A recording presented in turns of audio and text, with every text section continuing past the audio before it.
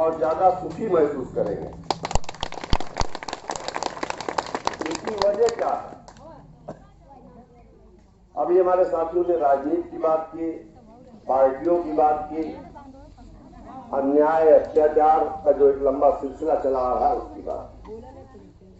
हम न वोट की बात करना चाहते हैं, न चुनाव की बात करना चाहते हैं। हम सिर्फ दो तीन बातें, जिस भारत देश में हम आप रह रहे हैं और जिस भारत देश में 80% से ज्यादा आबादी हिंदू धर्म को, सनातन धर्म को मानने वाली है, उसकी विषमताओं की तरफ, उसकी विडंबनाओं और असमानता की तरफ, उसकी गैर बराबरी की तरफ बात करना चाहिए। करीब करीब 50 महिलाएं बैठी हुई। आप लोग बहन जी इसमें से क्या हाथ उठा करके बताएंगे कि हाई स्कूल पास कितने लोग हैं?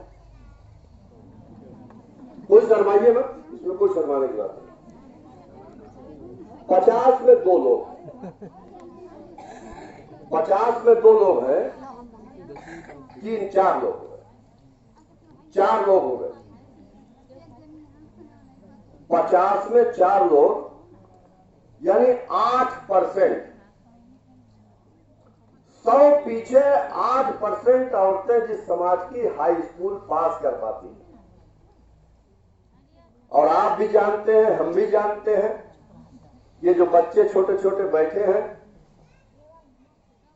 ये जब कोई पहला सवाल करना चाहते हैं, कोई नई चीज देखते हैं, तो उसके बारे में पूछने के लिए अनूप संडा के पास नहीं जाते, आशीष कोरी के पास या गुफरान अहमद सैफी के पास नहीं जाते। वो अपनी माँ से पहला सवाल करते हैं कि माँ, ये पानी की बोतल क्या, ये कहां से आती है? लेकिन माँ इस बात को कैसे जानेगी? जब पढ़ेगी तब जानेगी। जब उसको पढ़ना मालूम होगा कि इस पे बोतल का दाम छपा है 10 रुपया, तब जानेगी। क्यों नहीं पढ़ पाई वो माँ? इस पर किसी ने कभी सोचा?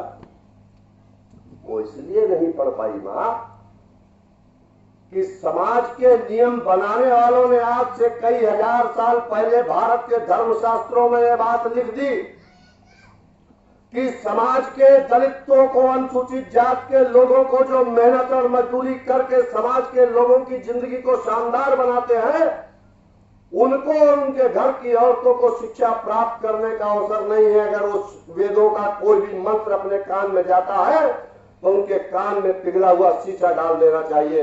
इसको लिखने वाले अनूप संडा, गुफरान अहमद सैफी और ज्ञान प्रकाश यादव नहीं। इसको लिखने वाले वो लोग थे जो आज कहते हैं कि हम मंदिर वहीं बनाएंगे, रामलला हवाएंगे। उन्होंने, उनके पुरखों ने क्यों लिखा इस बात को? अभी कल मैं देख रहा था, मुझे भी कहीं पता चला, मध्य प्रदेश में 2011 की जनगणना के जातिगत आंकड़े प्रकाशित किए गए, हाई कोर्ट में प्रस्तुत किए गए।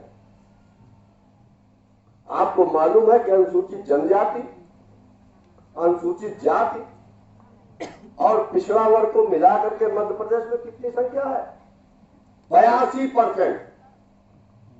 50.9% ओबीसी है, 21% अनुसूचित जनजाति है क्योंकि वहां आदिवासी ज्यादा, और 17% वहां पर अनुसूचित जात के लोग, यानी 21, 17, 38 और 51, 38 और 51, 89% लोग ऐसे हैं जो समाज के शूद्र वर्ग से आते हैं, जिनको शूद्र का दर्जा दिया गया। और वो 11% जो बचे, उनके यहाँ के 50 बच्चे बैठा लो, 50 बच्चियां बैठा लो और हाथ उठवा करके देख लो कि कितने बच्चों ने हाई स्कूल किया है, तो 50 में से कम 30, 35 या 40 का हाथ उठेगा कि हमने हाई स्कूल पास किया। ये असमानता किसने पैदा की? ये असमानता पैदा किसने की? ये गैर बराबरी पैदा किसने की? ये गैर बराबरी पैदा करने के पीछे एक साजिश और एक षड्यंत्र था। आप जानते हैं, आज भी देश की खेती की, यहां पे जितने भी लोग खड़े हैं, किसके पास 2 बीघा से ज्यादा खेत है, हाथ उठा दीजिए। किसी के पास 2 बीघा से ज्यादा खेत है? 2 बीघा भी नहीं, ठीक कह रहे हैं। इसमें से आधे से ज्यादा ऐसे लोग होंगे जिनके पास खेत के नाम पे कुछ होगा ही नहीं। क्या काम करते हैं? खेत में मजदूरी करते हैं। और ये कहा जाता है कि सरकार ने मनरेगा की योजना चलाई तो दिमाग खराब कर दिया लोगों का, जब 250-300 पाने लगे। नहीं तो 5 सेर चावल पे काम करने वाले लोग आज 300 रुपया मांगने लगे। किसको तकलीफ है? अनूप शर्मा को तो नहीं तकलीफ है, मोनू फौजी को तो नहीं तकलीफ है। जब हमारे दादा बैठे हैं पूर्णवासी जी, आपकी उम्र देखिए, आपका तजुर्बा देखिए। आजादी के पहले आप रहे होंगे, तब बच्चे रहे होंगे शायद। हिंदुस्तान को आजाद हुए कितने साल हुए? 15 अगस्त 1947 को हिंदुस्तान आजाद हुआ और आज है जुलाई 2021। 74 साल करीब करीब देश की आजादी को हो गया। और क्या आजादी की लड़ाई में खाली 11% वाले लड़े थे?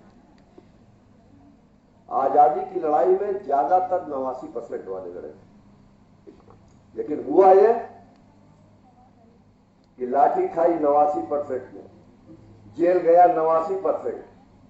लेकिन जब 1947 के बाद स्वतंत्रता संग्राम सेनानी का सर्टिफिकेट बनने लगा तो 89% का सर्टिफिकेट बना 11% और 11% का सर्टिफिकेट बना 89%। ये इस देश में हुआ, इस देश में ये हुआ।